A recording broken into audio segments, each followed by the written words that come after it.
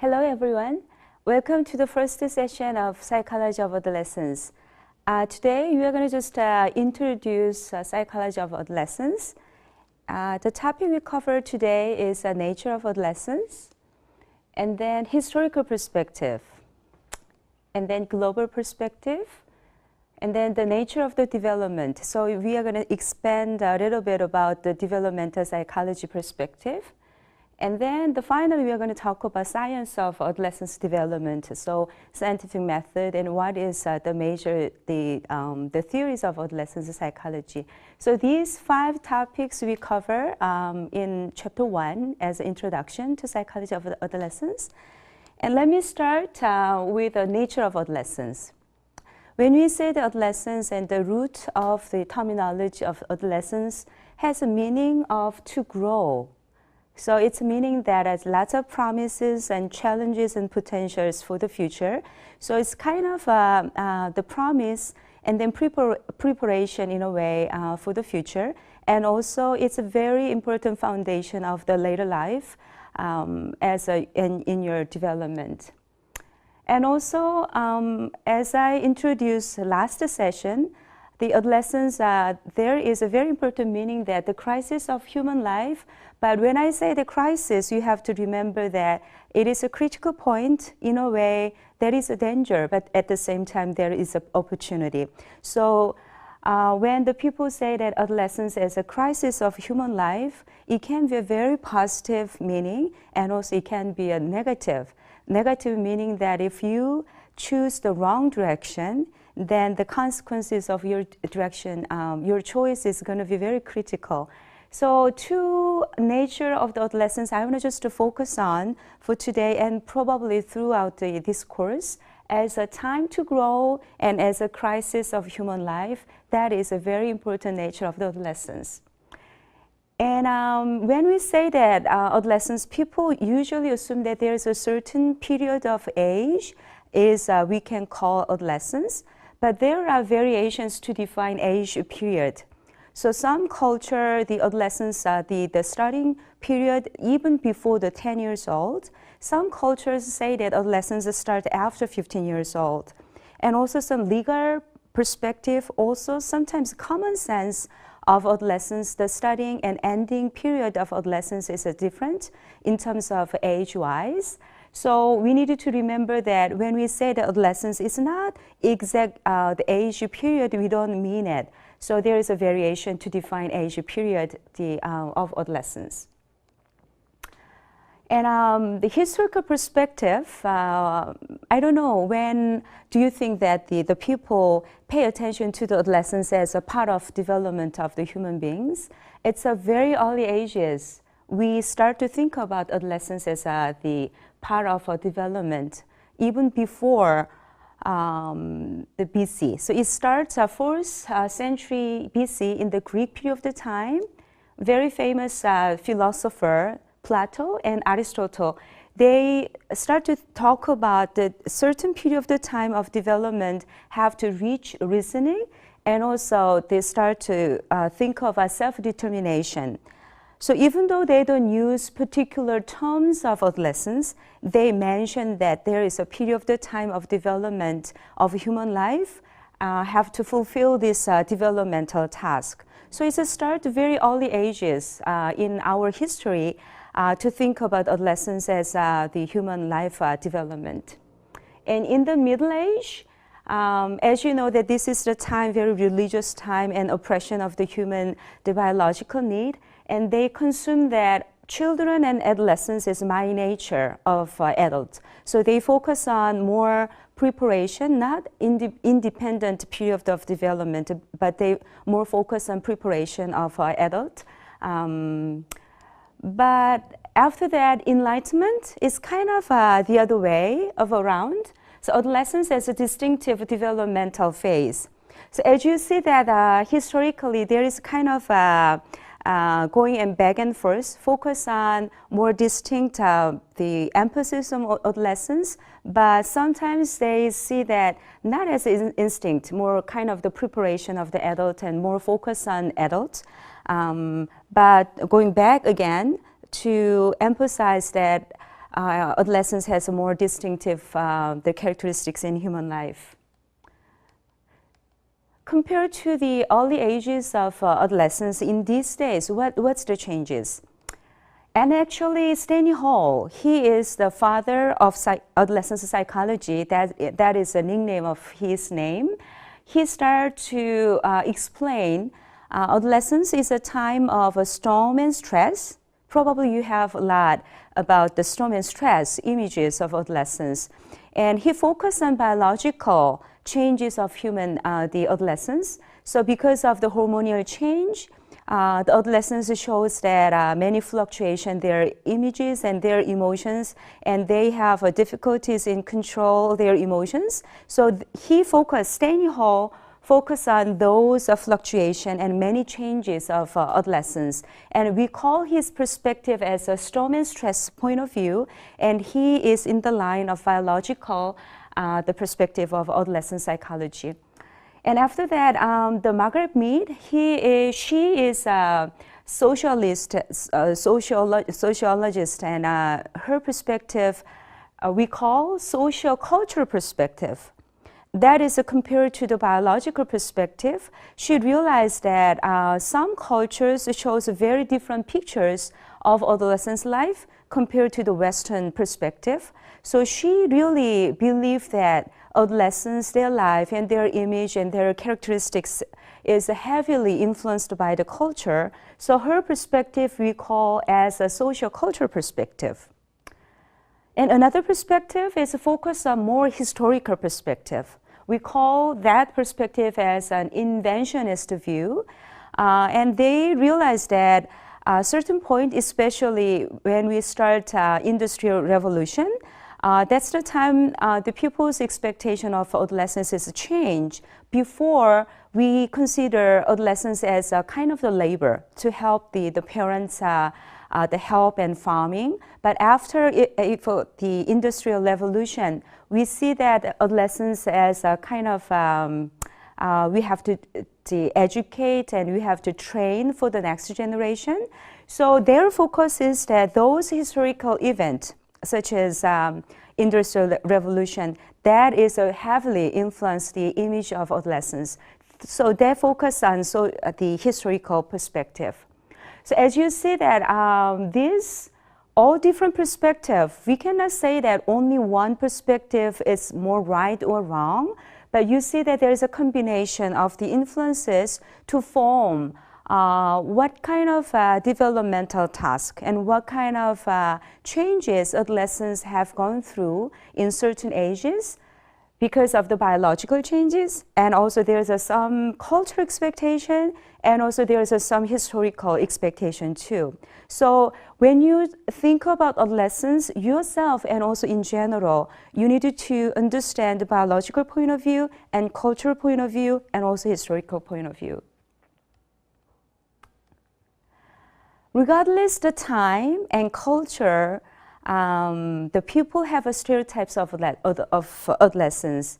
And when I say that stereotypes, it conveys some negative connotation because the definition of stereotype is a generalization that reflects our impressions and belief about a broad category of people. So it's not based on reality, it's just based on our impression and pre-understanding, the belief. So it can be very wrong, but we believe that that is true. So there is some danger of the stereotypes. So all stereotypes carry an image of what the typical member of a particular group is like. So what do you think that the stereotypes of adolescence? What's your stereotypes of adolescence? And what do you believe how other people stereotype the adolescence? So let's see that. Like this is kind of the examples of stereotypes of adolescence.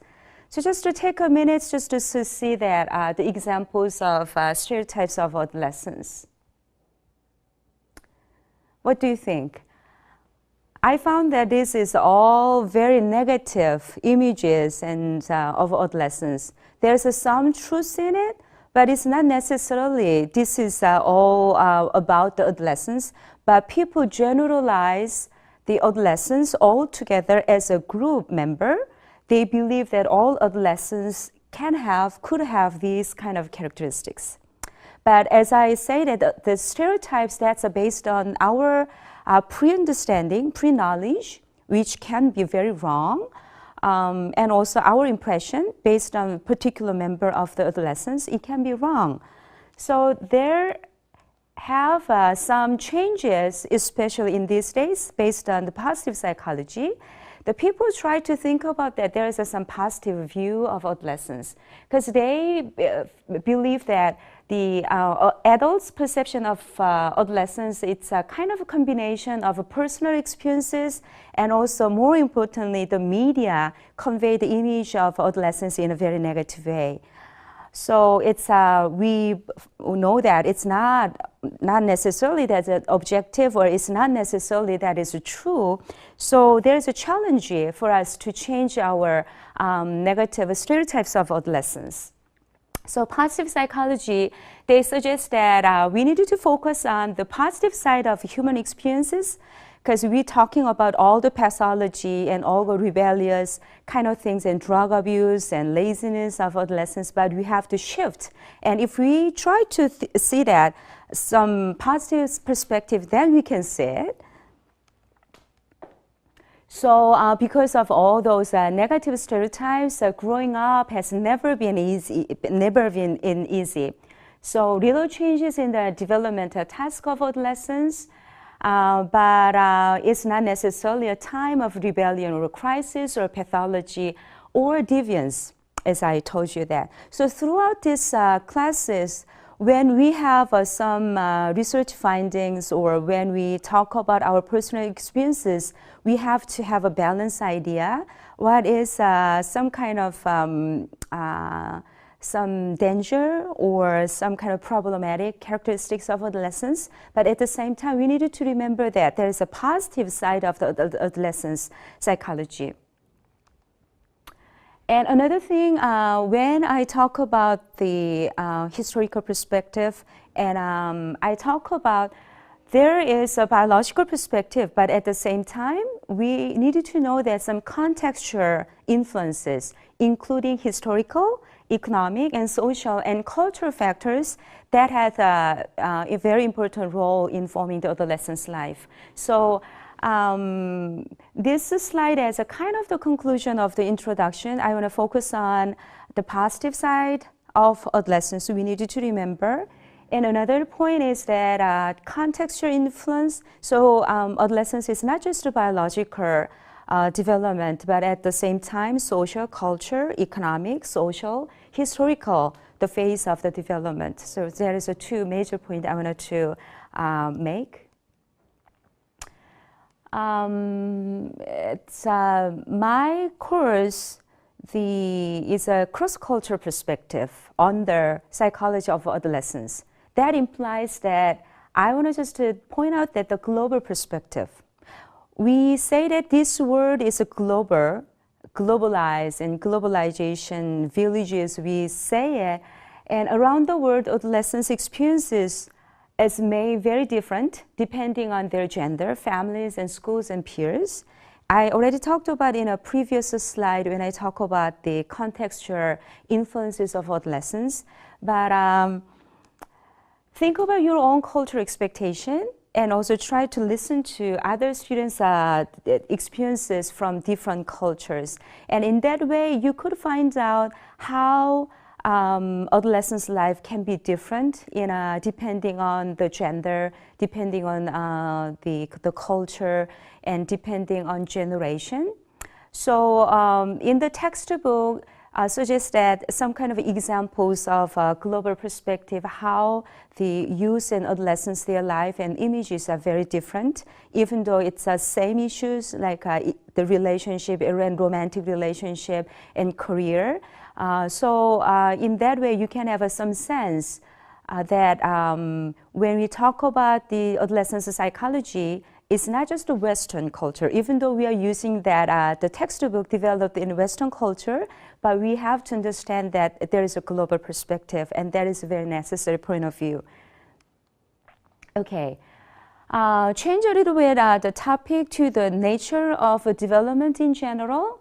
See that the pictures, our life begins in a very early ages. Some people say that in the beginning of life, from the womb of the mothers. So prenatal development, people start to think about that's the beginning of our development. And then some experiences while we are growing up, and now it's kind of a retiring time. So throughout our development, the definition is that there is a pattern of change that begins at the conception, as I told you that, and continue through the lifespan. So that is a development as a conception, as a definition. And the adolescence, it's a part of a period of a development, the whole process of human life. And when we talk about human development, the three major components you need to understand. There is first biological processes. So people that develop from the conception throughout the life. There is a biological the processes focus on physical changes within your individual body, including your hormonal change and your neuron changes and your brain changes. So that happens, and that is important process. And secondly, there is a cognitive processes. To understand the human development throughout the life, there is a changes in our thinking and also changes in our intelligence. We are going to talk about more detail what kind of cognitive processes happens during the adolescence in terms of the thinking and in terms of the intelligence. And lastly, when we talk about development, there is a social-emotional processes we also need to take a consideration of. So changes in relationship and emotions and personality, and also there's a social context that you change.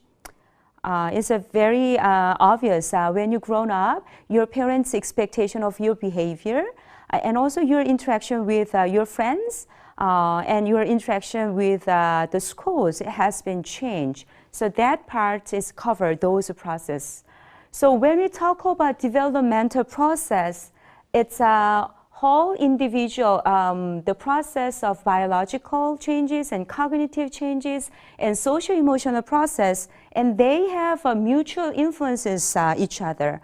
So some biological changes that have influence on your cognitive changes, and those cognitive changes have influence on some social-emotional process, and also social-emotional process have influence on biological changes. So that is a mechanism of developmental process, and this mechanism, of course, can be applied to the adolescent psychology.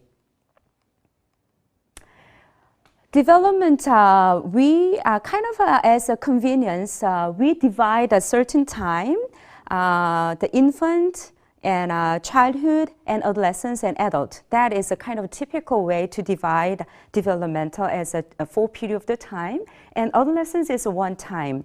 And when we say that adolescence, there is a two subcategory, and start early adolescence cover junior high school and pubertal change, and late adolescence a little bit different characteristics that they are showing, and usually college period of the time it can belong to the late adolescence. And in these days, before going to the adulthood, we call emerging adulthood, because the people start to extend their education, so they stay with their parents, and the people just live as a single, not getting married. It's getting more popular. So we call that some people, they are old enough and independent enough to be called adult, but they are not ready actually to be called full adult. So we call those generation, those people as an emerging adulthood, and probably late years of college students or after graduation can be applied this concept, this period of the time. They showing that identity exploration, especially in love and work, and what kind of people I am and what kind of capabilities I have. And this is a time instability, unstable, because in a process of exploration of your identity.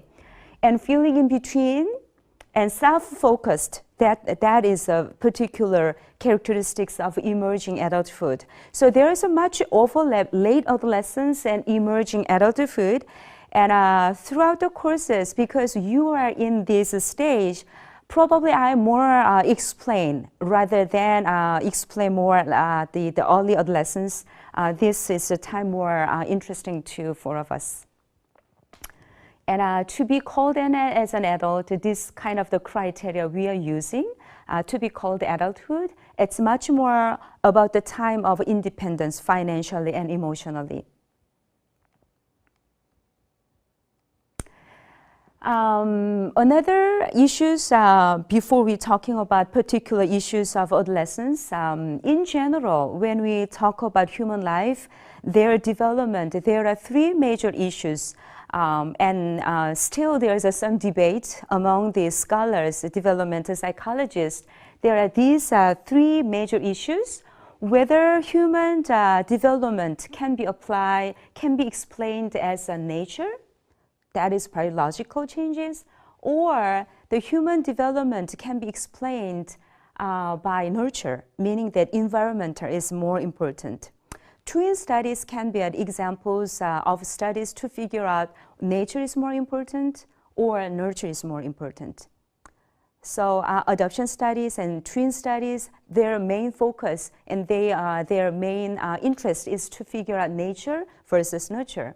And another issues of developmental psychology is the discontinuity or continuity, meaning that whether the human beings, they are growing up like trees from the seed and full trees. So it's kind of a continuous process. Or human beings' development can be explained as discontinuous the process, like a caterpillar, and it's turning into the butterfly. So the quality of their experiences is totally different. So when we think about that infant, their experiences is totally different from the adolescent's life, or adolescent's experiences can be a continuous process compared to the adult experiences. So there is some argument whether continuity or discontinuity is which is more important, or which is more applicable to explain the human development. Another thing is that earlier experiences is more important or later experiences is more important.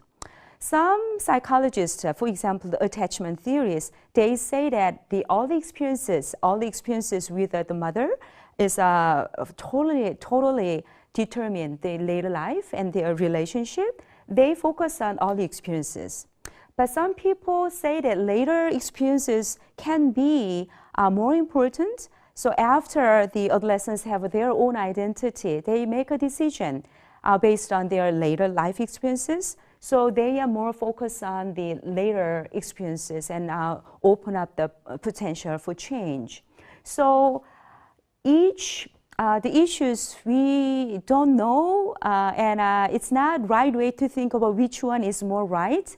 But again, think about the different aspect and different dimension people have the more emphasis on to explain the human life. And again, when we think about the adolescence, whether is it determined by nature or nurture, this is a continuous process or discontinuous, a very particular period of the time. Or to understand the adolescent's life, we need to go back to their early ages, or later life and later experiences also very important. So give us some perspective to understand and to expand the perspective to understand the adolescence. In terms of the science of adolescence, and this quote from the Albert Einstein, and he said that science defines everyday thinking. So science is not about the scientist people do, but every people, we can do the science. If we're trying to define our way of thinking, that is a scientific endeavor, we can say that. So when you think of a psychology adolescence, before taking these classes, probably you think of your experiences as adolescents, not scientifically. But psychology, that is the breach of the science, meaning that we needed to define our thinking.